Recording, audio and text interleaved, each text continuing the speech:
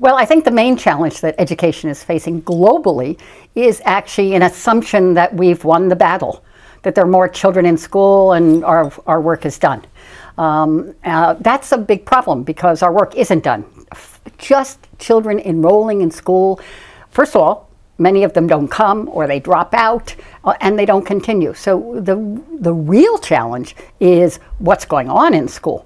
Are children learning? Do we have good teachers? Are the teachers being given good support? Are there books and then materials that are necessary? I mean, those materials may change in this 21st century. But the challenge really is, let's not take education for granted. It is still the foundation for virtually everything, but let's keep it front and center and understand how important it is. The funding for education has basically stabilized and is decreasing in some cases. It's not as though there's no funding. And in fact, most funding still comes from domestic governments, even the poorest. From the richest to the poorest, they put a lot of money into education. It's how well that money is spent. Nevertheless, we can't be complacent about the fact that there is less interest in education and therefore financing is declining. So we, one, have to continue to advocate for more funding, but two, we have to use it well. Let's be transparent, let's work together, let's really identify priorities. It's not a matter of how many textbooks can you buy and then put them in a corner. Let's make sure the money is used well. The good news is, now that we're talking about quality in education, not simply access, although there's still 60 million kids out of school, so we need them to come, but then they have to learn something. Who is crucial to that? It is the teacher. And in so many cases, the teachers are barely trained above the level in which they are engaging. And as more children are going to school, it means more children are continuing in school.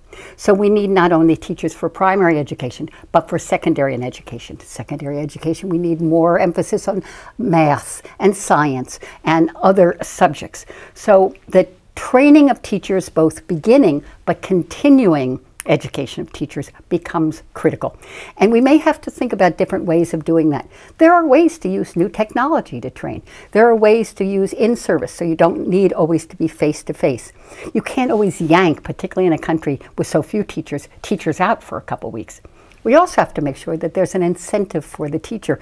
So a teacher who really wants to do a good job and really gets trained but doesn't get paid may not continue in the teaching profession. So teacher training is much broader than simply, let's have a training. It really has to take into account really a broad range of issues. I would start in saying that it's really important to see education as a foundation. And so if you look at development goals generally, whether they are health or maternal well-being or environment or water sanitation, all of which are important, that in many cases education really is very much related to the well-being of those goals. So that as you think about development as a whole, education shouldn't be seen simply as a sideline, but really as one of the anchors to development policy. When you're advocating, which delegations need to do, I think, they can advocate broadly, and it doesn't mean that you have to have stovepiping.